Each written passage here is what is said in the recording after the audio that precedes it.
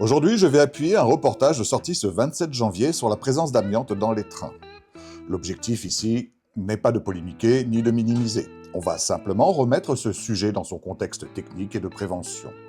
Parce qu'avec l'amiante, la question n'est pas seulement sa présence, mais plus important encore, c'est le risque d'exposition. Jingle, et n'oubliez pas que le train sifflera 3 fois. Let's rock!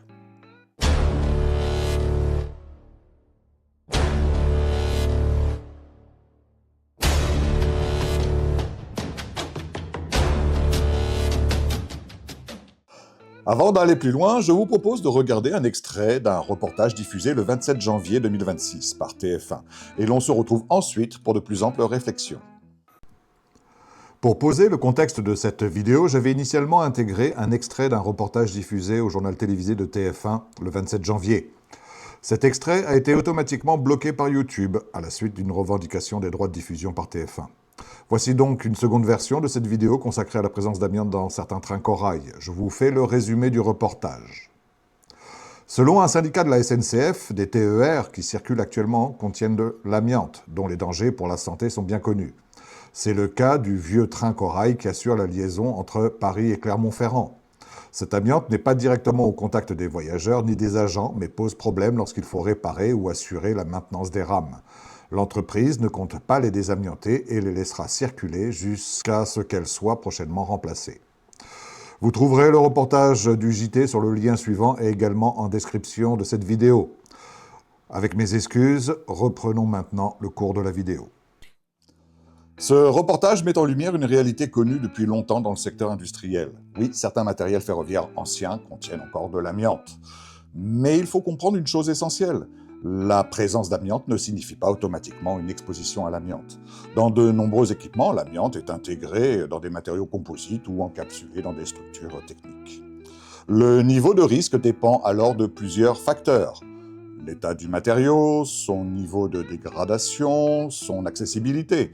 Et petit détail, la présence ou non de flux d'air susceptibles de transporter des fibres. Tant que ces matériaux restent intacts et non sollicités, le risque peut être maîtrisé.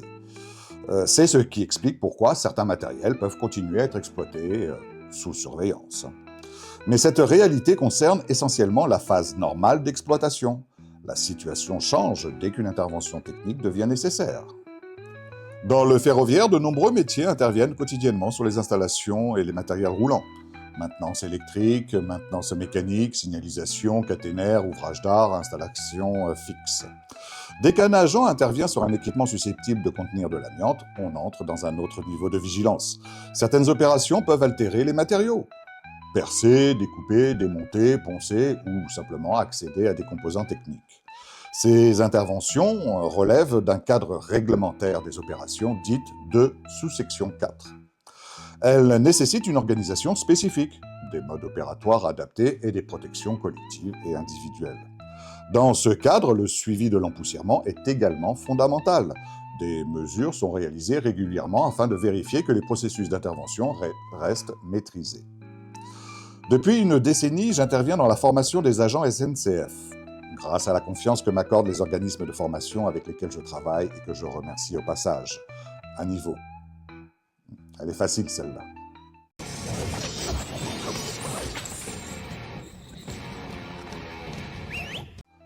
Cette expérience permet d'observer que sur le terrain, la question n'est pas seulement l'existence des modes opératoires, mais leur application réelle par les opérateurs.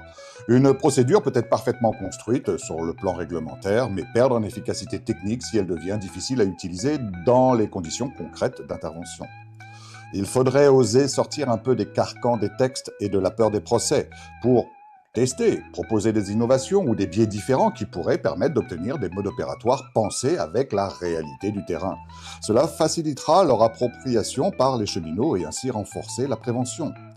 Cela passe souvent par des supports plus visuels, des séquences d'intervention plus simples et plus rapides, et intégrer le retour des expériences des agents. De ce côté-là, il y a encore des bonnes marges de progression. Comme je dis toujours, simplifier ce que l'État a complexifié pour remettre l'humain et la logique au centre. Contrairement au rythme actuel de notre société, plus ce sera simple et plus ce sera efficace. Moins il y a d'action physique sur l'amiante et moins il y a de libération de fibres cancérogènes dans l'air. Ce sont souvent ces ajustements simples qui améliorent réellement la maîtrise. D'ailleurs, ce constat énoncé est valable pour toute entité, pas que pour la SNCF.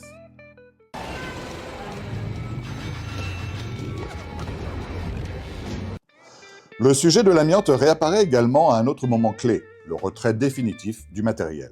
Lorsqu'un train arrive en fin de vie, il ne peut pas être démantelé comme un équipement classique. Le désamiantage devient alors une opération industrielle à part entière.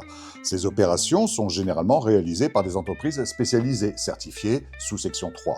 Pour la SNCF, cela relève principalement de l'arrêté du 13 novembre 2019 et la norme NF F01-20. Elle nécessite le confinement des zones de travail, des protocoles de dépose spécifiques, une gestion stricte des déchets dangereux et un suivi environnemental et sanitaire rigoureux. Une fois ces opérations terminées, une grande partie des matériaux du train peuvent être recyclés. Ce processus permet de traiter l'héritage industriel tout en limitant son impact sanitaire et environnemental.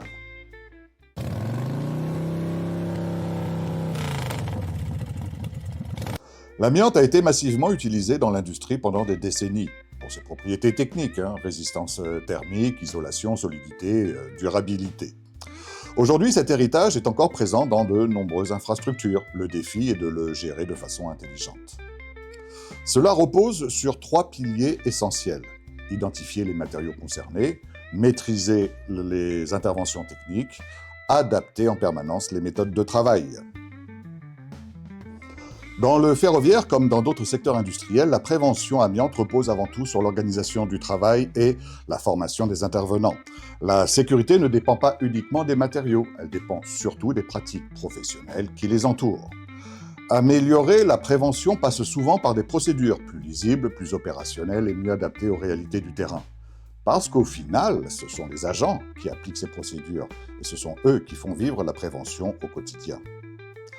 En parlant de prévention, je suis Hugui. C'est un clin d'œil à Hugui les bons tuyaux pour ceux à qui ça parle encore.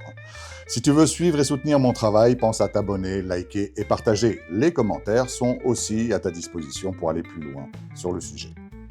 Quant à nous, toutes et tous, cogito sine sum, pensons sans prise de tête. À bientôt. Ciao.